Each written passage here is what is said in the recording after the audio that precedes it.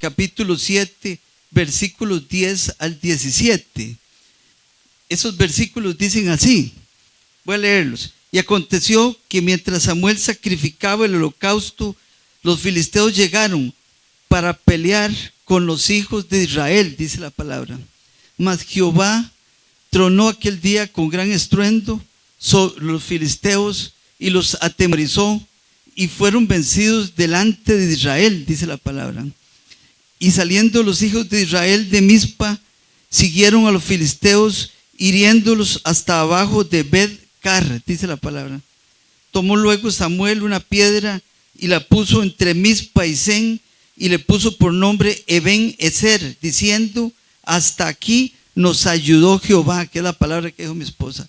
Así fueron sometidos los filisteos, y no volvieron más a entrar en el territorio de Israel, y la mano de Jehová estuvo contra los filisteos todos los días de Samuel. Y fueron restituidos a los hijos de Israel las ciudades que los filisteos habían tomado a los israelitas desde Ecrón hasta Gad, e Israel libró su territorio de mano de los filisteos, y hubo paz entre Israel y el amorreo, dice la palabra. Y juzgó Samuel a Israel todo el tiempo que vivió, y todos los años iba y daba vuelta a Betel, a Gilgal y a Mizpa, y juzgaba a Israel en todos estos lugares, dice la palabra. Después volvía a Ramá, porque allí estaba su casa, y allí juzgaba a Israel, y edificó allí un altar a Jehová.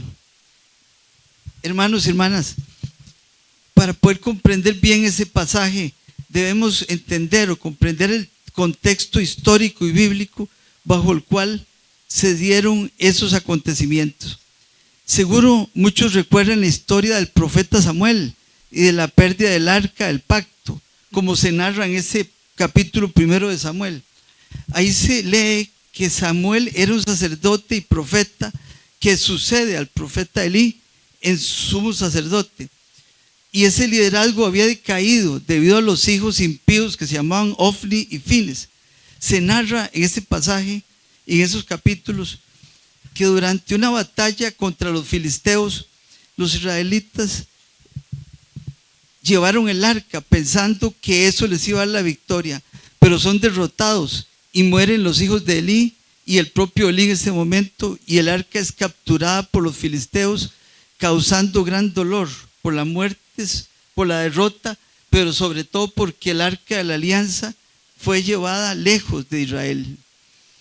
Yéndonos un poco más atrás, podemos decir y recordar que había una mujer llamada Ana que no podía tener hijos y que en el templo oraba fervientemente para que Dios se lo concediera. En ese templo estaba el sacerdote y profeta Elí, quien escuchó y pensó que estaba ebria, pero luego Dios le concede a esa mujer la dicha de ser madre y tuvo a su hijo Samuel, casualmente, el cual ella consagró en el templo. Ese hijo de Ana llegó a ser profeta y sacerdote en el mismo templo donde estaba el profeta y sacerdote Elí. La historia nos muestra que luego vino el declive del sacerdote Elí, situación que ocurrió porque los hijos de Elí, como dije, llamados Ofni y Fines, también sacerdotes, eran malvados, y Dios le advierte a Elí sobre el juicio que vendría sobre su casa por su falta de corrección. Entonces, en medio de la noche, Dios se revela a Samuel, anunciándole el castigo contra Elí y su familia. Después los israelitas van a la guerra contra los filisteos y sacan el arca, y la sacan como que si fuera un amuleto, pensando que era como algo mágico para asegurar la victoria, creyendo que el objeto garantizaría la victoria en lugar de confiar en Dios. Entonces los filisteos vencen a Israel, como dije, muriendo Ofni y Fines. Los filisteos se llevan el arca del pacto a Asdod, una de sus ciudades, y la colocan en el templo de su dios Dagón. Y entonces Elí, ante escuchar la pérdida del arca y la muerte de sus hijos, cae, se desnuca y muere, tras haber sido sacerdote y juez de Israel por 40 años. A su vez, la nuera de Elí, la esposa de Fines, da a luz en su lecho de muerte, y al niño se le pone Icabod, que significa la gloria se ha ido, porque el arca de la alianza había sido capturada por los enemigos. Luego Dios aflige a los filisteos con plagas, con tumores, y hace que la estatua de Dagón se caiga y rompa ante el arca. Ante eso, los filisteos, aterrorizados, devuelven el arca y la envían en un carro tirado por vacas y se la entregan nuevamente. Y ahí los hombres sufren mucho por solo mirar dentro del arca. Samuel llama entonces a Israel al arrepentimiento y Dios les concede una victoria sobre los filisteos. Hermanos, es en ese contexto cuando después de esa victoria vemos cómo tomó luego Samuel una piedra y le puso por nombre Eben-Ezer, porque dijo: hasta aquí nos ayudó Jehová. Ese nombre Eben-Ezer es una palabra hebrea que significa piedra de ayuda o roca de auxilio, proveniente de dos términos: Eben, que significa piedra, y la palabra Ezer, que significa ayuda. Y como vemos bíblicamente, se refiere a una piedra que el profeta Samuel erigió para que conmemorar la victoria sobre los filisteos en ese momento, recordándoles la ayuda y fidelidad de Dios. Es un símbolo de gratitud y confianza en el apoyo divino, ya que Dios restauró parte del territorio a Israel, el cual luego tuvo paz bajo el liderazgo de Samuel, el último juez de Israel, quien juzgó al pueblo y sería el que luego ungiría al primer rey Saúl. La historia que hemos contado subraya que el arca era un símbolo de la presencia de Dios, pero la verdadera bendición venía de la obediencia y de la fidelidad a Él, no el objeto en sí mismo. De modo que la frase "hasta aquí nos ayudó Jehová" fue una frase que nació después de que Israel había tocado fondo. Israel estaba pasando uno de los momentos más bajos de su historia espiritual. Esa crisis de Israel no fue un problema pequeño, no fue una crisis pasajera, fue una quebradura profunda del alma del pueblo, porque significó un quebrantamiento espiritual. Eso ocurrió porque ellos habían dejado de obedecer a Dios, pero querían seguir usando a Dios. Habían abandonado el pacto, pero querían los beneficios del pacto. Y cuando vinieron los filisteos, Israel hizo algo muy humano, tal vez parecido a nosotros. Sacaron el arca como si fuera un amuleto, como dije, como diciendo: traigamos esto y ya. Con eso Dios viene y ganamos. Y la Biblia dice que Israel perdió la batalla y peor aún, perdió el arca de la alianza. Y eso, hermanos, estoy seguro que todos comprenderán, fue devastador, porque para Israel el arca representaba la presencia misma de Dios. Entonces, al perderla, ellos sintieron algo horrible, algo así como: Dios ya se fue de nosotros, por ejemplo. Entonces, ahí comenzó un periodo larguísimo, silencioso y doloroso para Israel. La Escritura dice que pasaron 20 años y toda la casa de Israel se lamentaba en pos de Jehová.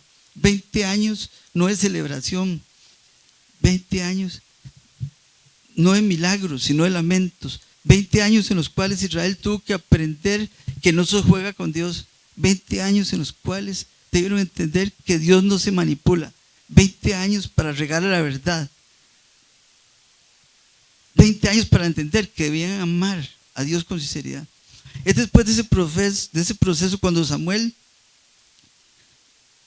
vemos a Samuel, el cual no llega prometiendo cosas. Samuel no llega motivando a las emociones o arengando al pueblo. Samuel llega diciendo: si de todo vuestro corazón se vuelven, Dios los perdonará. Y ahí, en esa frase, vemos que implícitamente se le dice al pueblo: primero van a arrepentirse de todo corazón, pero deben hacer una limpieza espiritual. Y la historia muestra cómo el pueblo obedeció al llamado de Samuel. Es entonces que quitan los ídolos, es entonces que se humillan ante Dios y confiesan su pecado. Y es entonces, no antes, es cuando el enemigo vuelve a atacar, Dios interviene. Y esa victoria no fue una victoria sencilla, fue una victoria clara. Y es en medio de esa victoria que Samuel toma una piedra, no toma una espada, no toma un estandarte, no toma un trofeo, toma una piedra y la pone ahí entre dos ciudades, entre Mizpa y Sen. Y lo hizo para que nadie se llevara el crédito, para que el crédito por la victoria fuera solo de Dios. Y entonces Samuel dice esa frase que no suena como una frase de triunfo, suena como una frase de profundo agradecimiento, suena como una frase agradecida. Hasta aquí nos ayudó Jehová. Hermanos y hermanas, Samuel, después de la victoria, no dice, ya estamos listos para defendernos y para seguir venciendo, no. Samuel no dice, no nos vuelve a pasar eso horrible que vivimos. Samuel no dice, ahora sí aprendimos. Samuel dice algo más humilde, más honesto, más humano. Hasta aquí nos ayudó Jehová. Con esa frase, Samuel dio a entender que fue un largo camino de sufrimiento, pero que después de ese camino que lograron recorrer, si lograron llegar, fue porque Dios y la mano les ayudó de Dios. Hermanos y hermanos, asumo que hoy muchos aquí han tenido un recorrido doloroso. A la verdad no sé en qué situación están usted o ustedes, cuál es el momento que está pasando cada uno, pero el Espíritu Santo de Dios aquí está con nosotros, está aquí con usted, no nos ha dejado ni nos va a dejar. Hermanos, hoy puedo sentir cómo se mueve el Espíritu de Dios en este lugar. Es un hecho que a veces nos podemos sentir cansados, nos podemos sentir tristes, nos podemos sentir desanimados, pero nuestro Dios nos sostiene con su mano y nos dice, no los voy a dejar, no los voy a dejar, nunca los desampararé. Allá sea la gloria por los siglos de los siglos. Amén. Pero enfocándonos en nosotros como iglesia, quiero decirles que tengo seguridad absoluta de que hoy no estamos aquí simplemente para escuchar una predicación más, ni para analizar un pasaje bíblico desde una perspectiva académica, ni para repetir una frase conocida por la mayoría de los que aquí estamos. Hoy estamos aquí para detenernos, para mirar hacia atrás y también hacia adelante, para mirarnos a nosotros mismos por medio de esas palabras del profeta Samuel, para mirar hacia arriba y para reconocer con honestidad espiritual que si estamos vivos, que si estamos firmes, que si seguimos creyendo, que si seguimos congregándonos, si seguimos sirviendo al Señor, no es porque hayamos sido fuertes, constantes o perfectos, sino porque Dios nos ayudó, nos está ayudando y nos va a ayudar en el futuro. Y como antes leímos en la Escritura, en 1 Samuel capítulo 7, versículo 12, Samuel a la piedra le puso por nombre Eben-Ezer, diciendo, hasta aquí nos ayudó Jehová. Muchos han dicho que la palabra Eben-Ezer significa hasta aquí nos ayudó Jehová, pero eso no es cierto. Eben-Ezer significa roca de ayuda o roca de socorro. Cuando Samuel la pone como un recordatorio que había venido de Dios y era una ayuda cuando más se necesitaba. Samuel pone esa piedra porque para los judíos las piedras tienen una enseñanza. En Israel la gente no lleva a los cementerios flores, llevan piedras. Porque para un judío una piedra significa algo que va a permanecer. Las flores a los 3 días se dañan, si no es que se las roben, me imagino que ustedes lo saben, ¿verdad? Samuel decidió poner una piedra porque las piedras representan permanencia, fidelidad y solidez. Si algo tenemos que adorar siempre del Señor nuestro Dios, es que no importa si usted o yo nos equivocamos, el Señor siempre permanece fiel. Él permanece siempre fiel. Esa frase no fue dicha en momentos cualquiera, no fue pronunciada en medio de una situación fácil. Esa declaración brota de un corazón que ha sido quebrantado, que ha sido disciplinado, que ha sido restaurado y finalmente ha sido tocado por la fidelidad. Hasta aquí nos ayudó Jehová. Es una confesión teológica, histórica e espiritual de profunda enseñanza personal. Es una frase que solo puede decirle a un pueblo o una persona que ha sido sostenida cuando ya no tiene fuerzas para sostenerse a sí misma. Cuando Samuel dice hasta aquí, está diciendo mucho más de lo que dice ahí.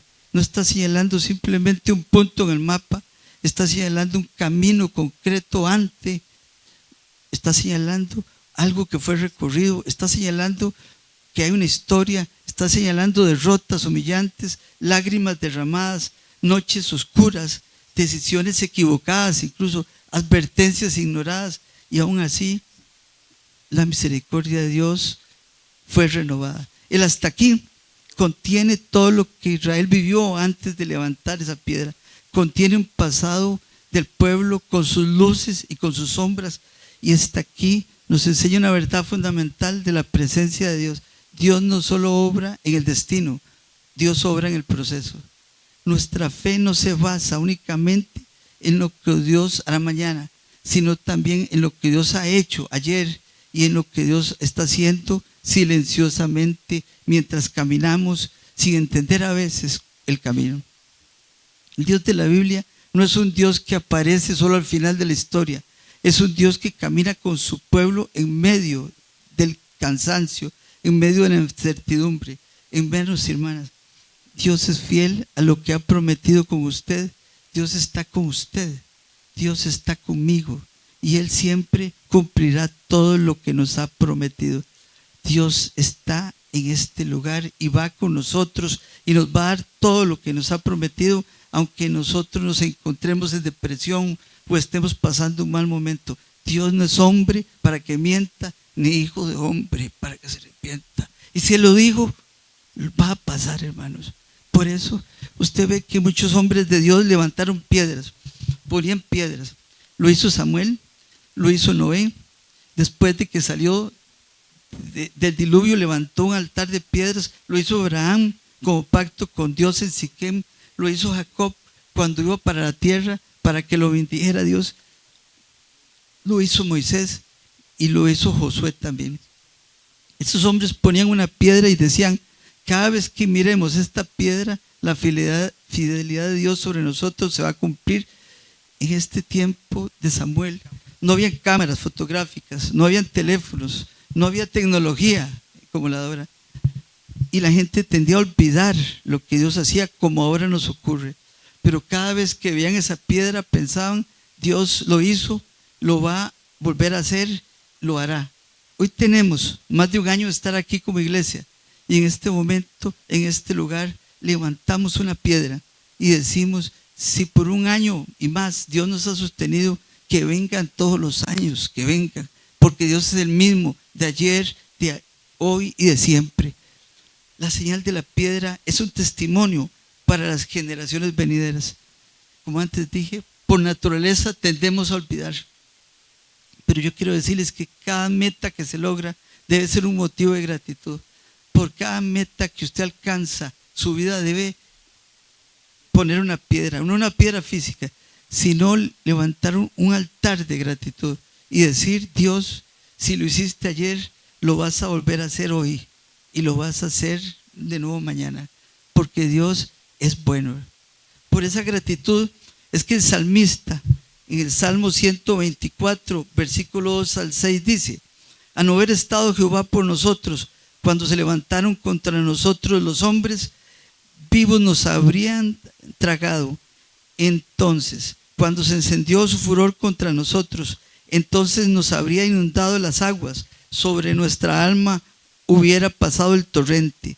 Hubiera entonces pasado sobre nuestra alma las aguas impetuosas, dice la palabra. Bendito sea Jehová, que no nos dio por presa a los dientes de ellos, dice.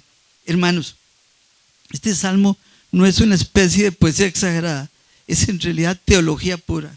Es decir, es la expresión del salmista que en forma práctica trata de comprender y explicar la palabra, la ayuda y el poder de Dios en su vida y en nuestras vidas. Es el reconocimiento de que la supervivencia de Dios, su supervivencia y la mía, dependen totalmente de la presencia de Dios. Si Dios no hubiera intervenido en nuestras vidas, si Dios no nos hubiera sostenido, si Dios no nos hubiera ayudado, si Dios no nos hubiera perdonado, nuestra historia y la historia del pueblo de Israel habrían terminado hace mucho tiempo. Pero aquí estamos, hermanos. No porque seamos extraordinarios, sino porque Dios es fiel. El sacerdote Samuel levanta una piedra porque entiende que algo increíble, y lo que nos han querido explicar siempre, el corazón humano tiende a olvidar. Usted y yo tendemos a olvidar los beneficios y maravillas que Dios ha hecho con nosotros. Olvidamos rápido el dolor, rápido la dependencia, olvidamos rápido la gracia divina, olvidamos rápido los milagros, olvidamos rápido todo lo que Él nos ha dado. Por eso Dios en muchos pasajes bíblicos insiste tanto en la memoria espiritual, en el recordar los beneficios y favores que ha hecho Él con nosotros. Perdón un momento, hermanos.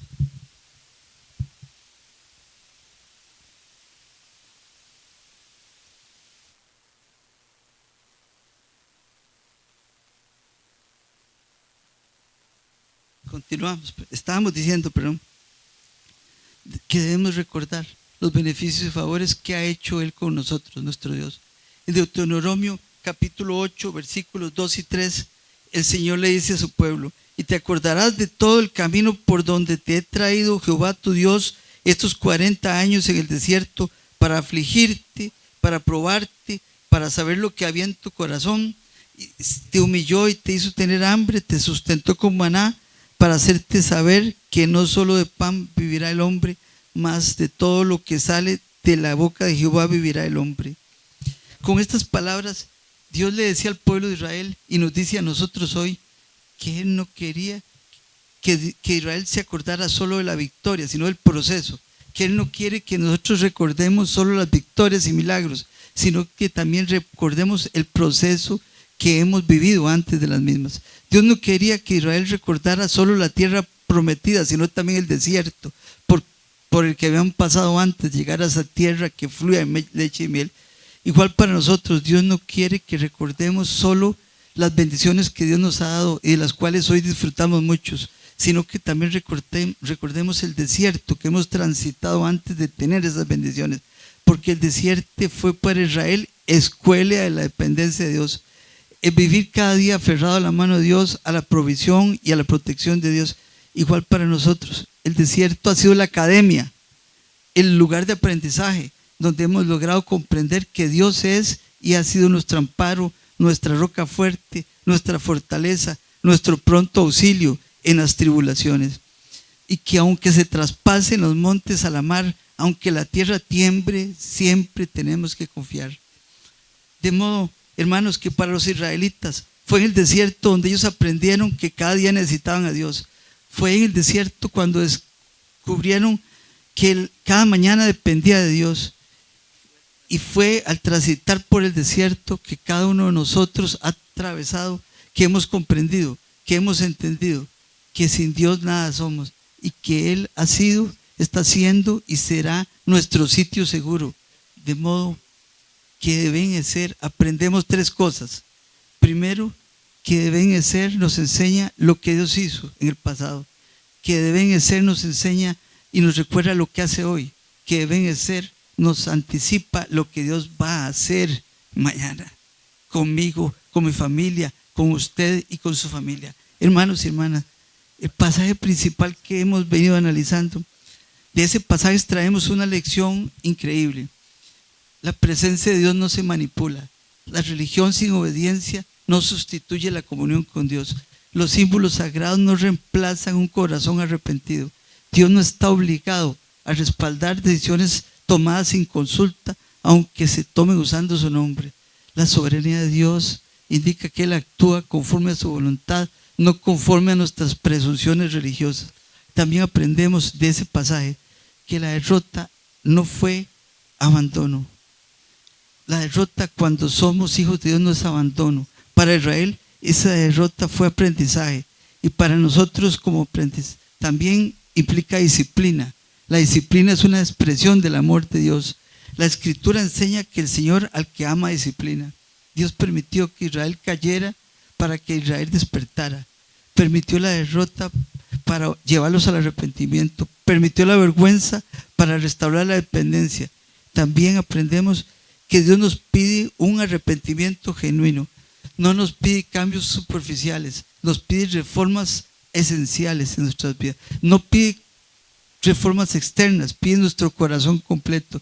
Quitar los dioses ajenos no era solo destruirlos físicamente, era renunciar a toda falsa fuente de seguridad, era reconocer que la ayuda no vendría de alianzas, de estrategias, de objetos, sino únicamente de Jehová nuestro Dios.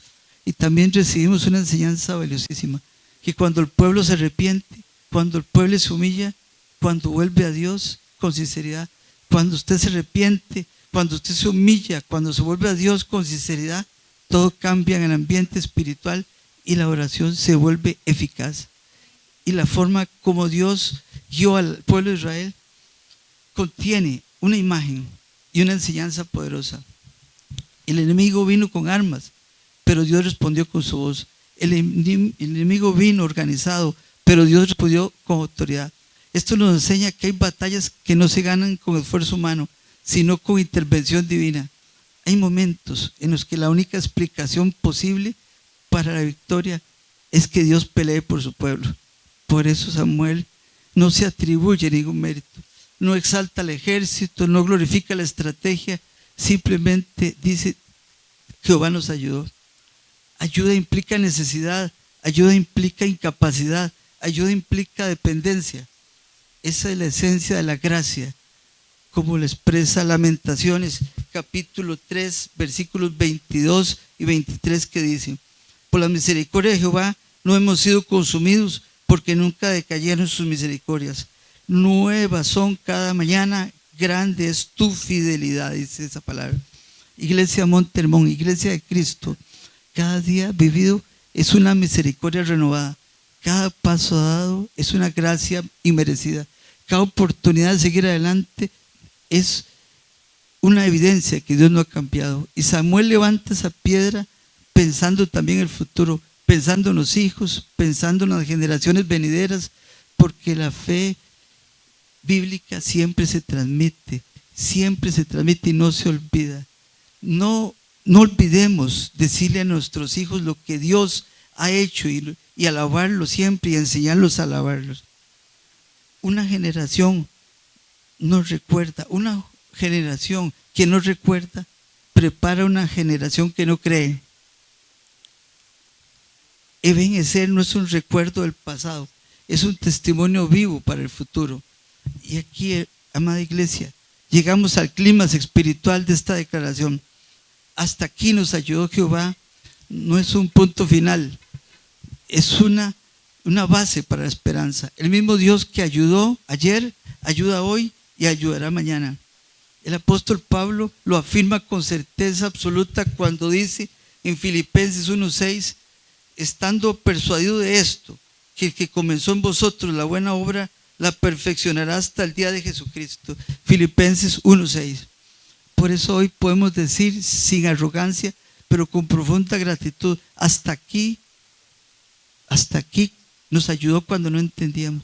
Hasta aquí nos ayudó cuando dudamos. Hasta aquí nos ayudó cuando caímos. Hasta aquí nos ayudó cuando fuimos disciplinados. Hasta aquí cuando la gracia nos levantó.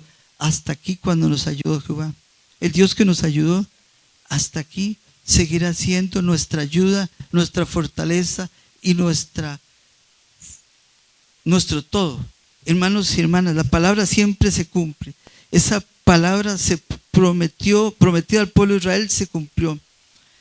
Se le prometió a Samuel que nunca más los enemigos iban a atacarlos ni a volverlos a dañar. Y así ocurrió estando Samuel en vida.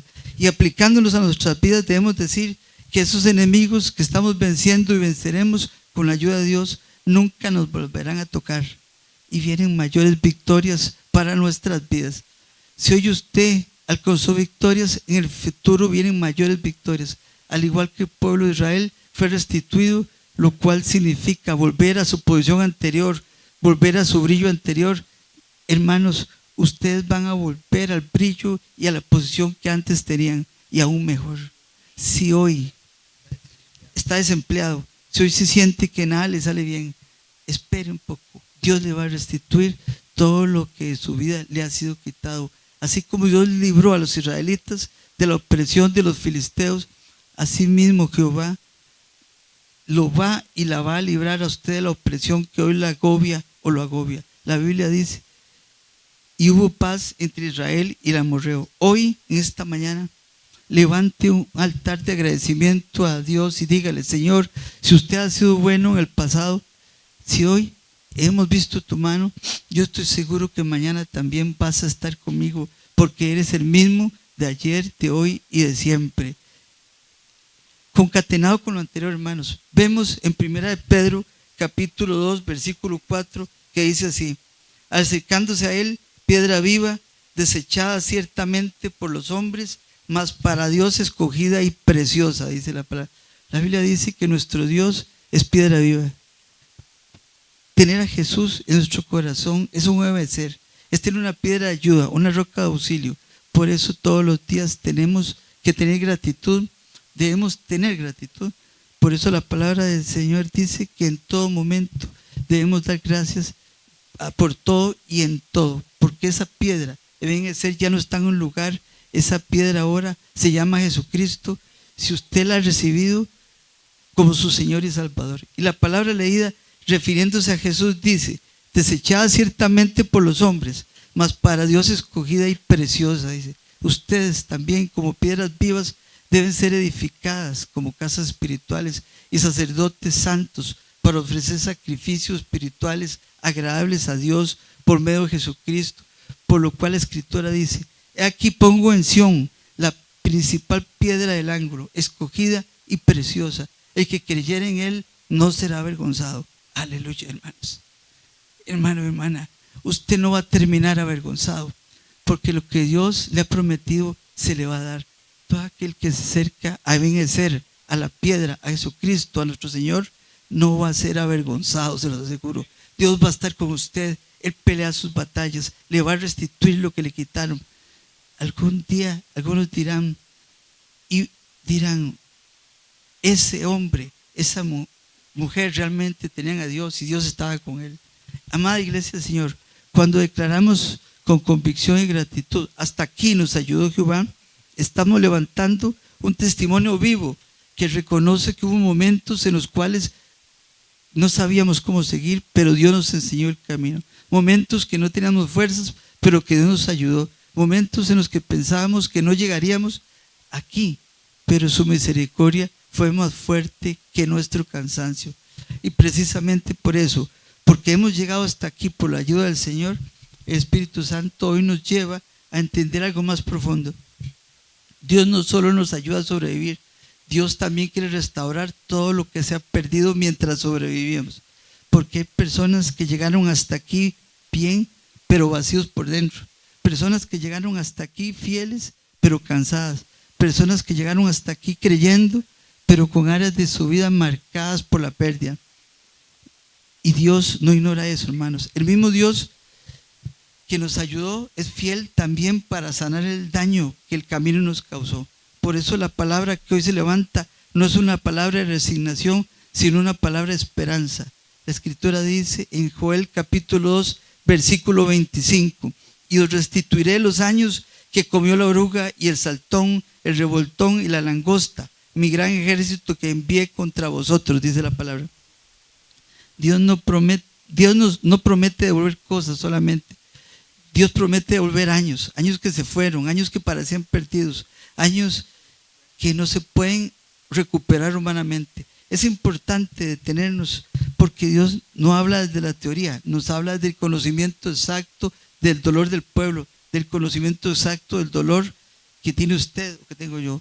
El contexto de esa palabra es un pueblo devastado, una nación que vio cómo sus fuerzas se perdían, cómo sus campos quedaban vacíos, cómo su futuro parecía cancelado. No fue una pérdida momentánea, fue una pérdida prolongada, no fue una crisis breve, fue una crisis de temporada larga. Por eso se mencionan diferentes plagas, porque no fue un solo golpe, fue un desgaste. Así también hay personas que no perdieron todo en un día, sino poco a poco. Perdieron primero la ilusión, luego la fuerza, luego la alegría, luego la expectativa, luego la pasión. Y cuando miraron atrás se dieron cuenta de que habían pasado años. Pero el mensaje de Dios no comienza con un reproche, comienza con una promesa. Dios no dice, debiste resistir más. Dice Jehová, yo restituiré. porque Dios no solo ve el pecado del pueblo, ve el arrepentimiento. Dios no solo ve la caída, Dios ve el corazón, el quebrantado, el corazón de ustedes. Es un corazón que vuelve el que Dios mira. Esto es importante entenderlo, hermanos. La restauración de Dios no nace del mérito humano, nace de su misericordia. Si estamos aquí hoy, no es porque lo hicimos todo bien, es porque su misericordia nos sostuvo. Y si Él nos sostuvo, también es poderoso para restaurarlo todo. Jesús mismo explicó la naturaleza del conflicto espiritual cuando dijo en Juan 10:10, el ladrón no viene sino para hurtar y matar y destruir. Yo he venido para que tengan vida y para que la tengan en abundancia, dice el mismo Jesús. El ladrón roba, sí. El enemigo ataca, sí. Pero Cristo no vino solo a paliar el daño. No vino a empatar la pérdida. Vino a traer abundancia. Y abundancia no significa cosas superficiales. Significa plenitud. Significa vida completa. Significa propósito. Vida restaurada. El enemigo puede robar su tiempo, pero no puede robar su destino. Puede robar recursos, pero no puede llamar el llamado que Dios le ha hecho. Puede robar temporadas, pero no puede robar la promesa eterna que Dios habló sobre su vida. Porque lo que Dios decretó no lo puede cancelar nada, ni el infierno. Isaías 14:27 dice, porque Jehová de los ejércitos lo ha determinado, ¿y quién lo impedirá? Y su mano extendida, ¿quién la hará retroceder? El mensaje aquí comienza a confrontarnos en el corazón. Lo que perdimos no define lo que es usted, ni define cómo termina su historia. Dios dice, yo os restituiré. Él mismo se compromete. Hoy se levanta como un garante de la restauración, y cuando Dios se compromete, no hay proceso, no hay pasado, no hay error que pueda impedir el cumplimiento de su palabra. Pero debemos entender algo, hermanos, más profundo. Dios no solo restaura lo que perdió afuera, Dios restaura lo que se perdió por dentro también. Porque hay personas que recuperaron cosas, pero no recuperaron el gozo, recuperaron estabilidad, pero no recuperaron la paz, recuperaron actividades, pero no recuperaron la pasión. Y Dios no quiere que vivamos funcionando sin vida. Él quiere sanar el corazón. La escritura dice en Salmo 147:3, Él sana a los quebrantados de corazón y venda sus heridas, dice la palabra. Hermanos, Dios no ignora las heridas de cada uno de ustedes, no desprecia el corazón suyo. Él se acerca al que se siente ofendido. Él se acerca a usted para sanarlo. Muchas veces la restauración comienza ahí, en lo profundo, donde nadie más ve. Por eso Romanos 8:28 nos dice una frase que no es una frase sencilla, es una frase eterna. Y sabemos que a los que aman a Dios, todas las cosas les ayudan a bien. No dice que todas las cosas fueran buenas, dice que Dios las usa para bien. Incluso el error, incluso la pérdida, incluso el fracaso, en las manos de Dios nada se desperdicia. Y cuando esa verdad empieza a convertirse en realidad, el Espíritu Santo comienza a levantar cosas que deben ser declaradas con fe, no como autosugestión, sino como alineación con la palabra de Dios. Hermanos, Dios no ha terminado con usted. Su historia no va a quedar inconclusa. Su llamado no va a quedar corto. No va a terminar aquí. Su dolor no fue en vano. Su pérdida no ha sido definitiva. Porque Dios sigue restaurando nuestro futuro y sigue su futuro estando en sus manos. Hermanos, cuando Dios restaura, no borra el pasado, lo redime. No borra las heridas, sino que las transforma. Dios no elimina la memoria, sino que la sana. Y aquello que antes producía dolor, ahora produce gozo. Joel el profeta continúa diciendo lo siguiente: comeréis hasta saciaros y alabaréis el nombre de Jehová vuestro Dios, el cual hizo maravillas con vosotros, y nunca jamás será mi pueblo avergonzado. Hermanos, observen el orden divino de ese pasaje. Primero Dios restaura, luego el pueblo se sacia y finalmente el pueblo alaba. Esta oración verdadera siempre conduce a adoración, porque quien ha sido restaurado sabe que no fue por su fuerza. Y Dios añade una promesa más: nunca jamás será mi pueblo avergonzado. Esto significa que la restauración de Dios no es temporal, es definitiva, no es frágil, es firme, no es superficial, es profunda. Dios nos restaura para que volvamos a caer en vergüenza, nos restaura para que afirmemos nuestra identidad en Él. Por eso hoy, bajo la unción del Espíritu Santo, declaro sobre esta congregación y sobre cada vida que cree en Cristo, que los años que han vivido, aún con todos los problemas que han ocurrido, no están perdidos, que Dios nunca nos da por perdidos y que cada proceso que hemos vivido no ha sido el final, sino el punto de partida de nuestra restauración total, y que las heridas que hemos sufrido no son el epitafio de nuestras vidas, no son el final, sino que la debilidad va a ser la base para la glorificación de Dios. Hoy Dios nos quiere devolver lo que parecía irrecuperable, nos está sanando. Dios está levantando lo que parecía sepultado, porque hasta aquí nos ayudó Jehová y de aquí en adelante nos restaura Jehová. Y cuando miremos atrás y veamos el camino recorrido, no veremos solo dolor, veremos la fidelidad de Dios escrita en cada paso de nuestras vidas. Y entonces, con el corazón lleno de gozo y los ojos humedecidos, podemos decir con verdad eterna delante de Jehová: grande es Jehová y para siempre es su misericordia. Amén, hermanos. Termino mi predicación. Espero que pasen unos días de fin de año gozosos con el Señor, aferrados a sus familias y a la palabra de Dios. Los dejo en manos de la pastora María Eugenia. Muchísimas gracias. Que Dios los bendiga.